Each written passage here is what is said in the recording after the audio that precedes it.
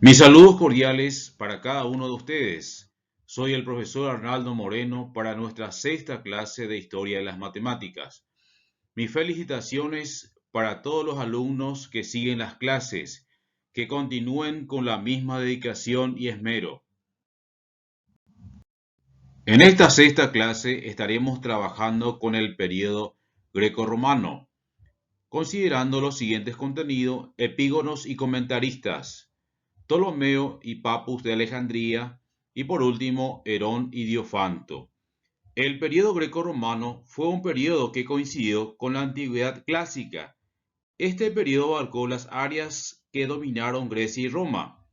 La antigüedad clásica se localiza en la plenitud de las civilizaciones griega y romana, siglo V a.C. al 2 a.C. Epígonos y comentaristas. Epígono deriva del griego y significa nacido después. Suele referirse a la persona que sigue el estilo de una generación anterior. En esta parte de esta unidad estaremos considerando los matemáticos que siguieron la filosofía de matemáticos de siglos anteriores. Dando seguimiento a la clase, en el mundo greco-romano de los primeros siglos cristianos, la matemática conserva las características de los dos siglos anteriores, siendo en general sus representantes epígonos y comentaristas de los grandes matemáticos griegos. Hacen excepción Papus de Alejandría, matemático original, así como Claudio Ptolomeo, más astrónomo que matemático, y Diofanto, que con Herón alejandrino forma una pareja de matemáticos algo ortodoxos, que hoy se vinculan preferentemente con la matemática de los babilonios. La serie de los matemáticos de este periodo: Nicomaco de Gerasa, es de fines del siglo I o comienzos del II, sin duda un neopitagórico, pues Papus lo designa el pitagórico.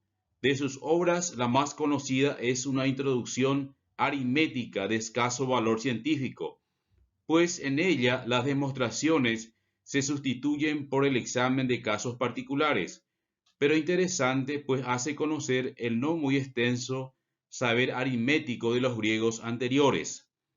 Tenemos después Menelao de Alejandría, matemático y astrónomo, que hizo observaciones en Roma en 98 y autor de una esférica de 3 libros, que ha llegado hasta nosotros en versiones árabes y hebreas, y que representa la culminación de esta rama de la geometría. Después le tenemos a Teón de Esmirna. Además de ocuparse de astronomía y geometría, es un escrito sobre los conocimientos matemáticos útiles para la lectura de Platón. Trata de cuestiones aritméticas a la manera de Nicomaco, sin demostraciones y enunciando las proposiciones con ejemplos numéricos. Le sigue otro Teón, pero en este caso de Alejandría, importante por haber editado y comentado los elementos de Euclides, así como por sus comentarios al Almagesto de Ptolomeo y por sus noticias sobre la logística griega. Luego le tenemos a Hipatia, matemática que habría colaborado con el padre en los comentarios de Almagesto y ocupado además de las cónicas de Apolonio. Pero el nombre Hipatia tiene una connotación histórica trágica: su muerte en manos de la turba durante las luchas entre paganos y cristianos.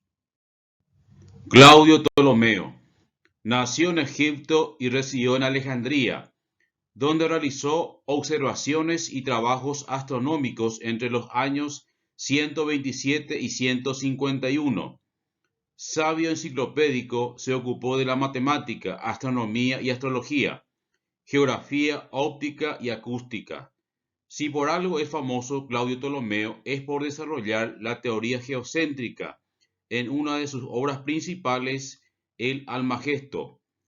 En esta teoría geocéntrica, Ptolomeo propuso el conocido como sistema tolemaico, el cual describía un universo en el que la Tierra se encontraba en su centro, ocupando una posición estática y completamente inmóvil. En este sistema, la Luna, los planetas e incluso el Sol eran los que giraban en torno a la Tierra.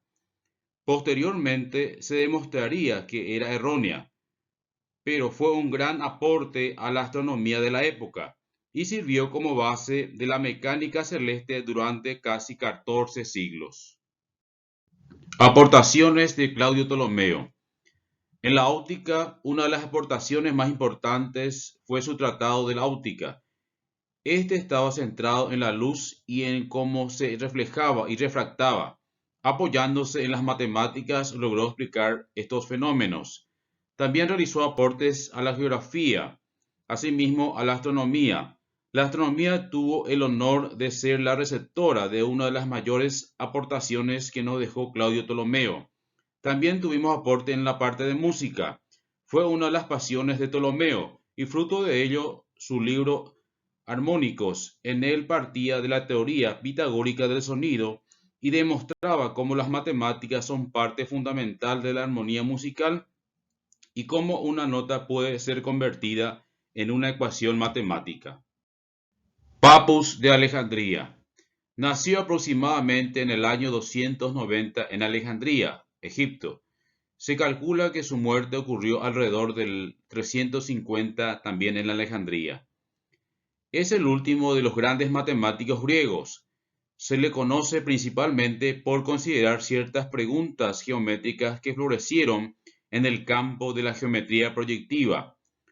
Su obra principal, la colección matemática, escrita hacia el 340, reviste una particular importancia desde el punto de vista histórico, porque además de ser una exposición completa y sistemática de los conocimientos de su época, recoge fragmentos de las obras que consistían en los fundamentos de la enseñanza de las matemáticas en la ciudad de Alejandría, hoy en gran parte perdidas. Se comentan los trabajos de Euclides, Arquímedes, Apolonio, Ptolomeo y otros, y se incluye algunas demostraciones alternativas y nuevas proposiciones geométricas a esta obra en 8 libros. Siguiendo con Papus de Alejandría, de sus 8 libros, el primero y parte del segundo que se habían perdido, pero del contenido de la parte sobreviviente del segundo, se desprende que probablemente esos 2 libros se ocupaban de cuestiones aritméticas. El libro tercero se ocupaba de asuntos variados, proporciones, poliedros regulares, lugares geométricos, mientras que el cuarto revela mayor unidad, pues se ocupa de las curvas ideadas para la resolución de los 3 problemas clásicos, a las que Papus agregaba alguna nueva. El libro 5 se dedicaba a los isoperímetros, mientras que el sexto y el octavo se ocupaban de astronomía y de mecánica respectivamente. Herón de Alejandría. Herón fue un inventor matemático e ingeniero, considerado como uno de los inventores más importantes de su época. Basándose en sus manuscritos, algunos historiadores llegaron a afirmar que a medida que iba creciendo, Herón pasó gran parte de su tiempo en la biblioteca en la Universidad de Alejandría. Tras haber completado sus estudios, Herón empezó a dar clases en el Museo de Alejandría, donde se encontraba la famosa Biblioteca de Alejandría, que en su época representaba la biblioteca más grande que había en el mundo, con cerca de 1.000.000 de ejemplares. Los aportes de Herón. Fueron muchos los aportes de Herón y en diferentes áreas de estudio.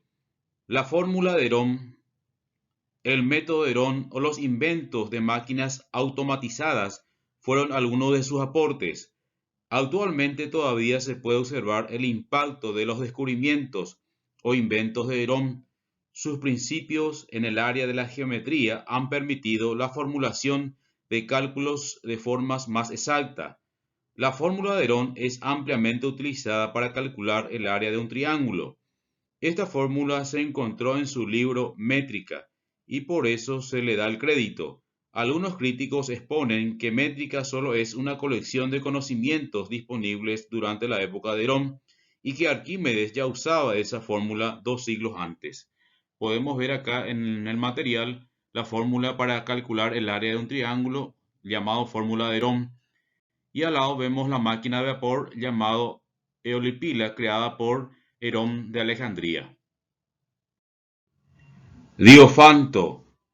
Diofanto nació en Alejandría, ubicada en Egipto, aproximadamente entre 200 y 214, y falleció alrededor de 284 a 298. De su vida personal se sabe muy poco. Fue un matemático griego. Por su originalidad y sus aportaciones, Diofanto fue llamado por los historiadores el padre del álgebra moderna. Se le atribuye la introducción del cálculo algebraico en las matemáticas. Por su superior habilidad en el cálculo, logró dar una colección de problemas resueltos sin recurrir a la presentación geométrica empleada por Euclides. Contribuciones de Diofanto. Sus escritos contribuyeron de forma notable al perfeccionamiento de la notación algebraica y al desarrollar los conocimientos del álgebra de su época. Introdujo importantes novedades, como el empleo de un símbolo único para la variable desconocida y para la sustracción, aunque observó las abreviaturas para las potencias de la incógnita. Dichos símbolos no son como los conocemos actualmente.